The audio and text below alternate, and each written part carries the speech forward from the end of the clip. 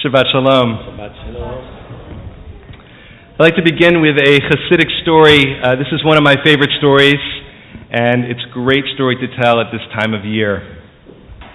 And it's a story about Rabbi Chaim of Zanz. And when Chaim of Zanz was a young man, he had a lot of gumption, a lot of energy. And he said to himself that he wanted to work to change our world. And so he worked very, very hard to change our world, but when he turned to the age of 40, he looked around and he saw that the world remained the same. And so he said to himself, I guess I was a little too ambitious. I'm instead going to work to change my country. And so he worked for the next decade trying to make our country, or his country, a more just and compassionate place. And after 10 years, he looked back and he saw that some small changes had been made, but the world still remained very similar. And so he said again, maybe I was a little too ambitious. I'm going to work to change my local community. And he worked with all the town leaders, and he worked hard to make true change. And then at the age of 60, he looked around and he said, well, it looks pretty much the same as it did 10 years ago. I have an idea. I'm going to work on changing my family. But now he looked around and his family, his kids had grown up and they moved away. And then he realized and understood that he had to begin with himself first. And so he worked to transform himself, to change himself, and to perfect his soul for the rest of his life. Now, Chaim of Zanz was not any ordinary man. He was a Hasidic master. He was truly brilliant on Jewish law. He wrote commentary on the Bible, words that were read not just in his day, but generations after. And he himself began a Hasidic dynasty, attracting hundreds, if not thousands, of followers and students. He had a deep impact on an entire generation, developing a community that really, truly tried to live by Torah values, caring about one another. Now, Chaim of Zanz could have described his impact, his personal impact on the world. He could have described our impact that we can have on the world. Yet, one of his most famous stories expresses an entirely different ideal.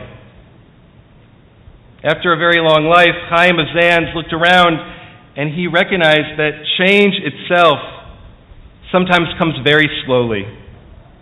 And that rabbi encountered many hurdles in order to make our world a truly whole place.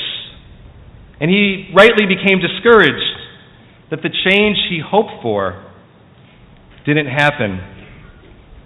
Now, after decades of trying to fix the world and to fix his country and fix his family, he realized that the best place to begin is with ourselves, to work to perfect our imperfections. And that's the crux of his story. We can't begin to change our world until we first begin to change ourselves. Now, there's a very similar sentiment in this week's Torah portion. We're in the midst of the book of Deuteronomy, and this week's Torah portion, Shoftim, begins after chapter upon chapter of description about the Jewish holidays. And we begin this week with a change of direction, a conversation about justice, about the rule of law. And our Torah portion begins with these famous words, "You shall appoint judges and officials for your tribes in all of their settlements." Now, of course, our country should have judges, officials who can judge and rule against inequality. In order for justice to occur, we know that we must have the rule of law. That's obvious. But there's something very interesting, something unique about this first verse of our Torah portion. The rabbis noticed that there is an extra word not needed in our verse. And the rabbis teach us that there is not an extra word in the Torah. Every single word in the Torah is there on purpose. No word is there written wrongly or incorrectly. There's always a purpose for every single word in the Torah.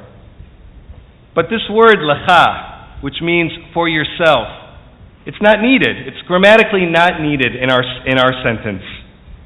We're told that we need to appoint judges. Why would we need to appoint judges for yourself?